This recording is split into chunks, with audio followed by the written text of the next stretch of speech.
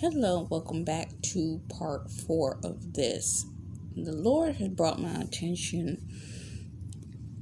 I knew this part was coming, but I didn't quite understand how it flowed.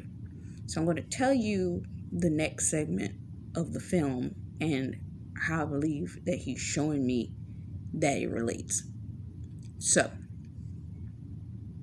after that sequence happened, they gained understanding of where the girl was. The girl is a form of treasure. The girl is a child. The girl is precious. It's as a child of God, to God, you are his precious child. And he brought my attention to, and I guess he brings me in right here, is Revelations 3. I know your works. Behold, I have set before you a open door which no one is able to shut. I know that you have but little power, and yet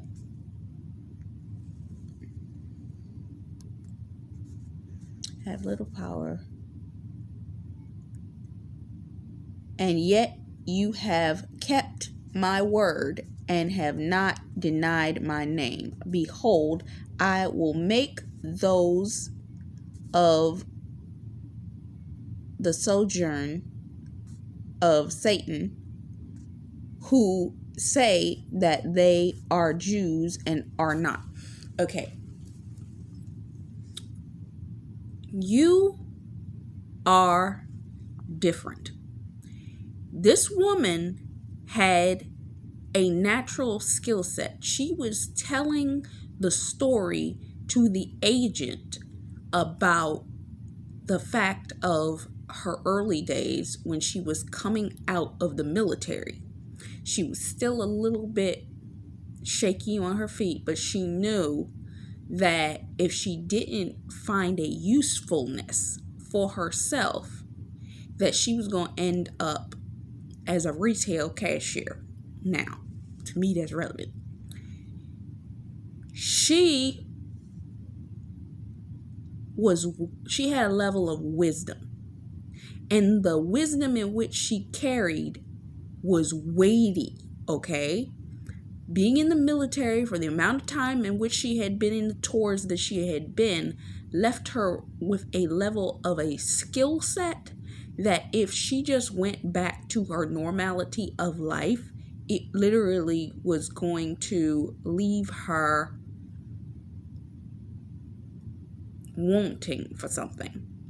A lot of us as children of God, God has given us or imbued us with a skill set that doesn't match what others might be accustomed to, nor is it visually pleasing, meaning it's not a skill set that, okay, I know this, let me just go in the world and do what I do. And no, what God gave us is a level of vision, a level of skill, a level of understanding that I'm reminded of an episode of my old television show, and the character lost her power.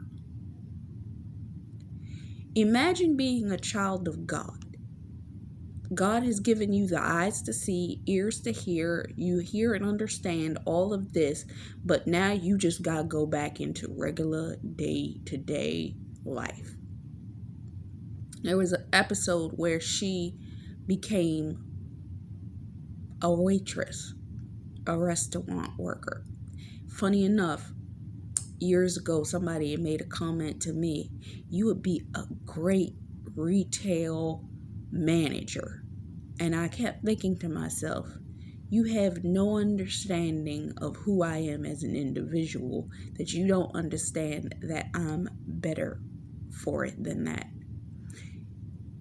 the character in that television show was saying, I know what I know. I've seen what I've seen.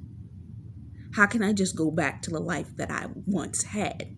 This woman knew that if she went back to her regular day-to-day schmegular life, she wouldn't be able to get a job to do anything else but be a retail salesperson. She knew, oh, I got a gift here. I can see things. A lot of you are gifted and talented. God just doesn't drop gifts and talents on you for you to be like, okay, I got gifts and talents, now I'm going to go get me a regular job. Have some of you been pulled out of your job?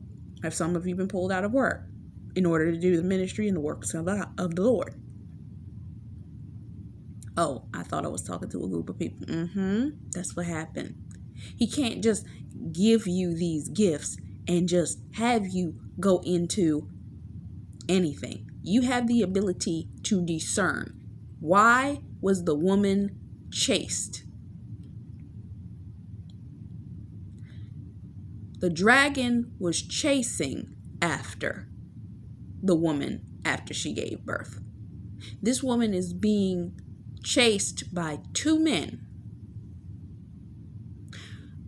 The Lord gave me the revelation that the men represent the government and industries. I'm going to tie in the industries part momentarily. We already talked about the fact that the dragon knocks a whole bunch of stars from the sky. We already talked about the fact that the Lord has shown me multiple times and on multiple occasions that He's knocking our idols out of their original locations, okay? Be forewarned that you're going to see carnage. Which brings me to the fact of the matter that it's a tiring experience, okay? And because it's tiring, what ends up happening is you are carrying a weight of knowledge, of understanding. You see things, you understand things. What you are gifted with, what you are talented with is so weighty, it exhausts you. This is why He understands that there is a level of workings that you have already done, and He wants to open a door for you. This is your promised land. This is the place in which He's taking you. And you've done everything that you can with what you have, which is weighty. But He understands that people don't see you for what it is that you are weighted down with by the Lord's anointing. There are people that have walked as Christians, as other Christians, as Gentiles, as people in the world. Meaning there's levels to this. There are regular people, and then there are people that call themselves as people that walked with God, but are none of the kind.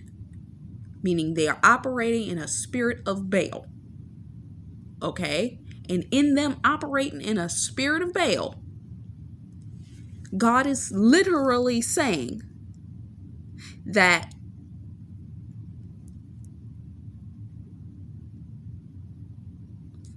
they are possessed with like Baal-like spirits. They carry themselves as if they are Jews, but are not. Heir of godliness, no God in them. But lie. Behold, I make them come and bow down before your feet. This woman was intent that before she left the military, she was going to have something that was going to give her leverage. God has already given you your leverage. It's your gifts, it's your talents, it's your skills, it's your ability to see, the way that you hear, the way that He spiritually anointed you and imbued you, and the anointing in which He has given you as you grew through your wilderness season. Okay?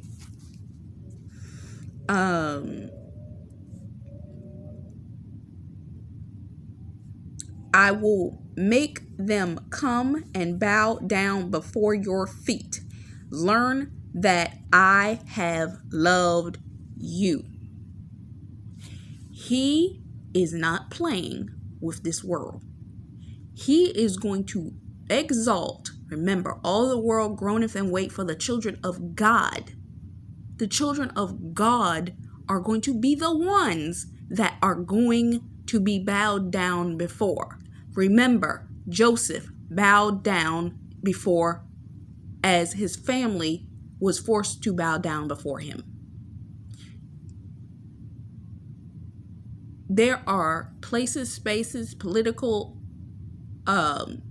places, government places, governing bodies, so on and so forth, groups and so forth. And God's going to make these places bow before his children. He's situating it. He's putting the people in the right place as he's pulling down the idols, the third of the stars that are going to fall out the sky. And he's raising his children up in their place. It is them that the world is going to start to run to.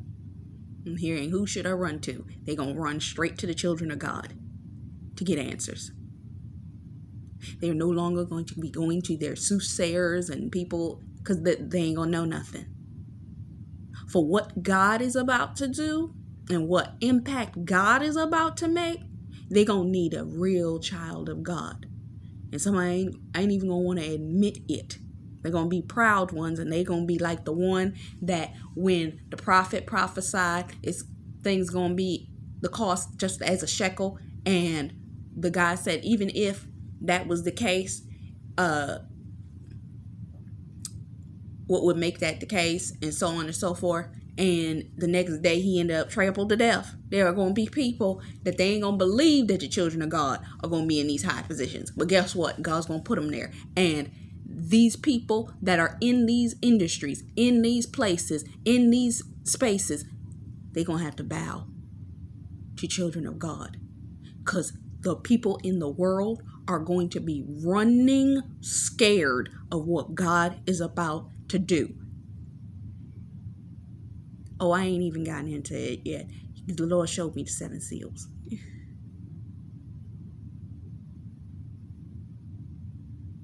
This is straight revelation. They're going to be running to them for help.